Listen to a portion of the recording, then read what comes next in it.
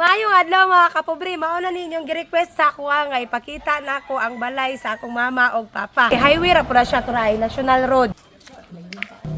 Dili na po sinilas kay pwede yung paghinlo ni mama. Ang ilang kusina mga kapobre. Tara. Oh. Charo, bugas ray kulang kay dako kay lamisa. Ang ilahang sala mga kapobre. Oh, wala gud mga furniture ng unsa mga diha kani kawayan ra gyapon kay mas bugnaw biya oh. Nay duha sila diri ka kwarto. O di lang kay nak. Naaydo ako yung isa diri mga kapobre. Ang CR nila mga kapobre.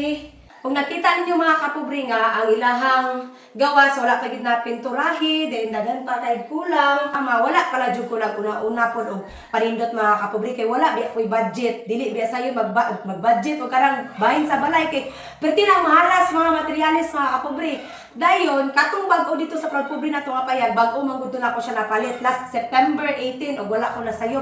Ako man gong giuna-una mga kapobre, og muuna-una ko palindot diri nya wala ko kabalo unsa pay dagan sa vlogging mo nang ang kwarta nga akong sweldo ako gina-invest og kanang mga butang nga dili bitaw mahanaw ra kay wala ta kabalo og asa tama nang atong kitaan sa aning social media. Mo nay nakalipay pud nako mga kapobre kay ang akong ginikanan kontento ra pud sila ba og unsa ako ihatag nila.